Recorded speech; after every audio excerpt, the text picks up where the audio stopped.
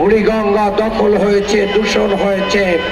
আমরা মেসেজ দিয়েছি, অতীতে যারা নির্বাচিত হয়েছে তারা উন্নয়নের পরিবর্তে তারা লুটপাটে বেশি ব্যস্ত ছিল।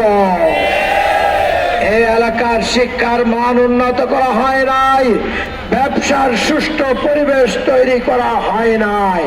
আমি আপনাদের সকলের প্রতি কৃতজ্ঞতা প্রকাশ করছি। আল্লাহ আপনাদের উত্তম যাজা দান করুন।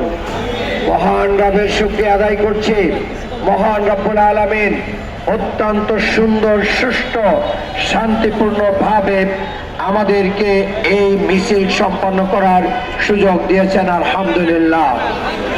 সম্মানিত ঢাকাবাসী, আজকের এই কর্মসূচির মাধ্যমে আমাদের আনুষ্ঠানিক প্রচারণা শেষ হতে যাচ্ছে, আলহামদুলিল্লাহ।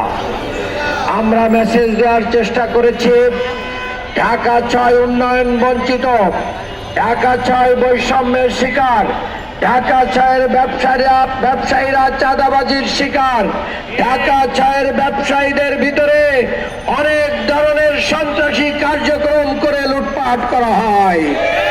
আমরা মেসেজ দিতে চেয়েছি, জীবন মান উন্নয়ন করা হয় নাই, আমাদের শহরের লাইন, পানির লাইন ঠিক করা হয় নাই। অর্থাৎ ঘুমিয়ে ঘুমিয়ে দেশে এবং বিদেশে তারা টাকার পাহাড় গড়েছেন শুধু চাঁদাবাজি করে। আমরা বলতে চাই, আগামী দিনে 12 তারিখে যদি আপনারা গাড়ি পাল্লায় ভোট দেন তাহলে চাঁদাবাজ মুক্ত ঢাকা ৬ পাবেন, মাদক মুক্ত ঢাকা ৬ পাবেন, সন্ত্রাস মুক্ত ঢাকা ৬ পাবেন।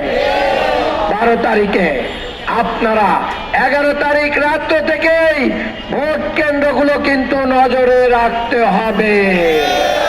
ব্যালট পৌঁছে যাওয়ার পরে আমলি ফ্যাসিস্টের মতন নিশি রাত্রে এবং ভোটের আগের দিন রাত্রে কোনো সন্ত্রাসী, কোনো দখলকারী, কোনো মাফিয়া যেন ভোট বাক্স পরিপূর্ণ না করতে পারে সে ব্যাপারে সজাগ থাকতে হবে।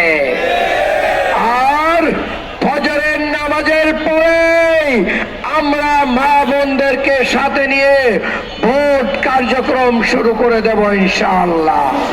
পোলিং এজেন্ট হিসেবে যারা আছেন তারা ভিতরে বলিষ্ঠ ভূমিকা পালন করবেন। কোন হুমকি ধমকি, কোন প্রকার হুমকিকে আমরা পরোয়া করি না।